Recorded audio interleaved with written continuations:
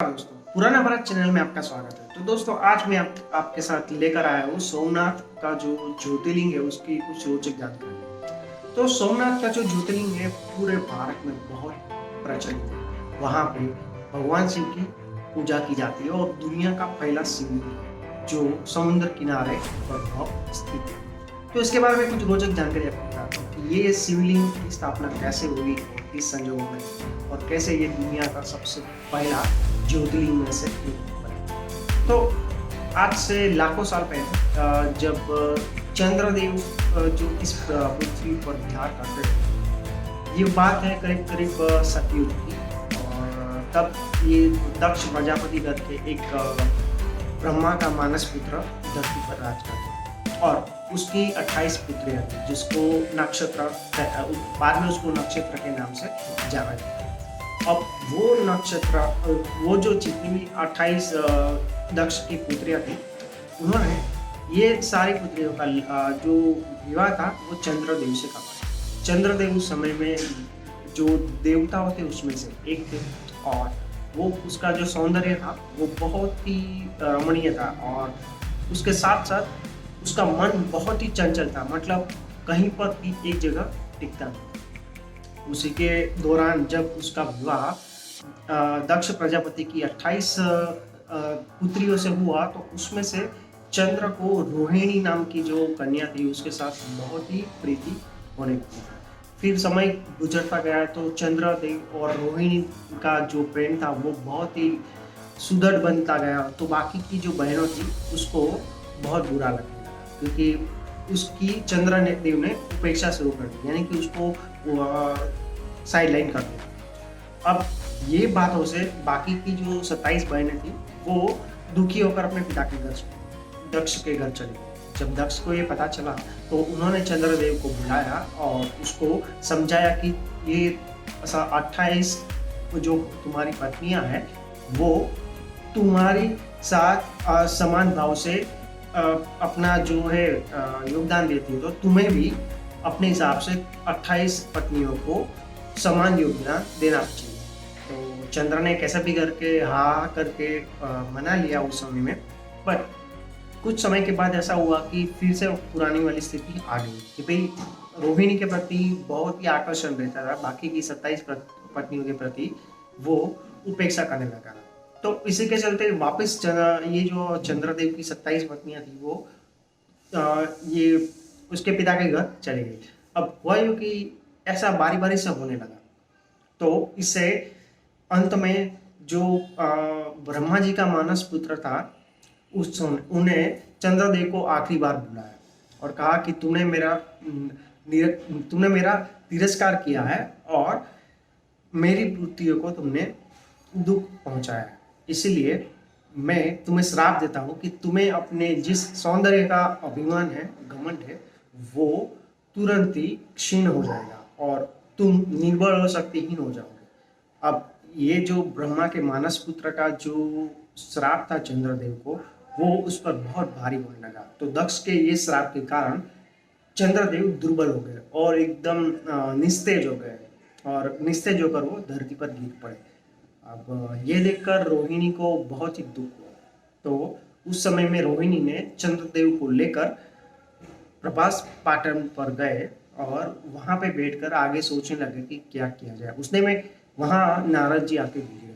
तो नारद जी को चंद्रदेव और रोहिणी ने अपनी जो कहानी थी वो सुनाई। तब नारद जी ने एक बहुत बड़ा सजेशन दिया, एक सलाह दिया कि आप भगवान आशुतोष को आप प्रसन्न करो, क्योंकि इस दुनिया में कोई भी श्राप है उसका निवारण भगवान आशुतोष यानी कि भोलेनाथ कर सकते हैं। और वो बहुत बोले, अगर आप थोड़ी सी भी प्रार्थना करते हो तो वो है कन्विंस हो जाएगा। तो ये सोचकर चंद्रदेव ने भगवान शिव और पार्वती जी की आराधना शुरू और साथ साथ में रोहिणी जी ने भी भगवान शिव को प्रसन्न करने के लिए व्रत शुरू किया। तो उसी समय हजारों साल तक तपस्या करने के बाद भगवान शिव प्रकट हुए और उसके बाद भगवान शिव ने चंद्रदेव को कहा कि मैं आप पर प्रसन्न हूँ, आप जो वरदान मांगना चाहते हैं वो मांग लीजिए। तो चंद्रदेव ने कहा कि हे प्रभु, मुझे आपसे अमरता का वरदान दीजिए। बस आप पर मेरी भक्ति हमेशा बनी रहे, ऐसा मुझे वरदान दीजिए। तो ऐसे वरदान मांगने से भोलेनाथ और प्रसन्न हो गए और मतलब बहुत ही प्रफुल्लित हो गए। उसको लगा कि आज मैं इसको अमरनाथ वरदान ही दे देता हूँ, जो किसी को नहीं मिला। तो भगवान शिव ने कहा कि ठीक है, मेरी भक्ति हमेशा तुम्हारे पर रहेगी, और इसके साथ साथ मैं तुम्हारी इस दुर्दशा को भी दूर करूंगा। यानी कि चंद्र जो निस्तेज हो गया था, उसको उन्होंने पुनर्जीवन करके अमरत्व प्रदान किया। किस तरीके से कि भगवान शिव ने खुद अपने सिर पर चंद्र को धारण किया। अब जिसको भगवान शिव धारण करते हैं वो तो कभी मर नहीं सकते, तो उसकी वजह से चंद्रदेव में वापिस अपना पूर्ण तेज आ गया। और ये भी निश्चित किया कि जो प्रजापति दक्ष का जो श्राप था वो भी टूटे नहीं, क्योंकि उस समय में भी क्या था कि ये सत्य वक्ता थे, जो भी बोलते थे वो हो जाते थे।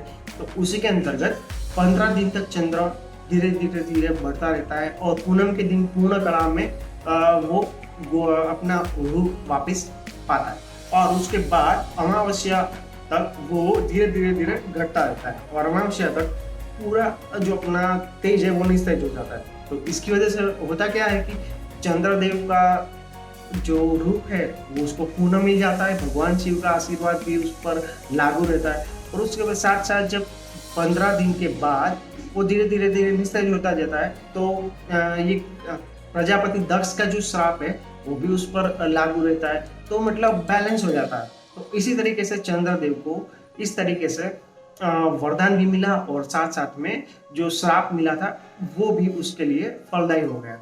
तो इसके अलावा भी सबसे बड़ी बात ये हुई कि उसको भगवान शिव के सिर पर स्थान मिल गया, जिस तरीके से गंगा जी को मिला हुआ है। तो उसी के कड़ी में ये जो भगवान शिव जो है वो प्रभास पाटन में प्रकट हुए थे, स्वयंभू प्रकट हुए थे, इसलिए वो शिवलिंग को ये दुनिया का पहला शिवलिंग के नाम पर पूजा जाता है। और ये है गुजरात के सोमनाथ क्षेत्र में आया हुआ है, जो समुद्र किनारे पर है। अगर आपको कभी भी सोमनाथ जाने का मौका मिलता है तो वहाँ पे जरूर जाइएगा और देखिएगा कि ये जो सोमनाथ महादेव का जो मंदिर है वो सही में बहुत ही रमणीय मंदिर है। और दूसरी तरीके से ये भी इसलिए अच्छा है क्योंकि ये जो मंदिर है उसको मुस्लिम आक्रमणकारों ने 17 बार तोड़ा था। यानी कि ये बात भी सोचने वाली है कि 17 बार मुस्लिम आक्रमणकारों ने मंदिर पर हमला किया था, और मंदिर में ही लाखों वहाँ के जो लोग थे, पुजारी थे, ब्राह्मण थे, आसपास के शहरी जन थे, वो सबका गला काट कर सबको मार डाला था 17 बार। और उस 17 बार यहाँ के जो शासक थे वो वहां से राख में से पैदा हुए थे और फिर से मंदिर का पुनर्निर्माण किया था। और 18वीं बार 1949 में सरदार वल्लभ भाई पटेल के हाथों ये मंदिर का पूर्ण जीर्णोद्धार हुआ था, और वो आज भी वो अडिगम वहाँ पे खड़ा है। दोस्तों, ये आपको इन्फॉर्मेशन कैसे लगी कृपया कमेंट करके कमेंट बॉक्स पर अपनी राय जरूर बताएगा। Thank you very much for watching this video.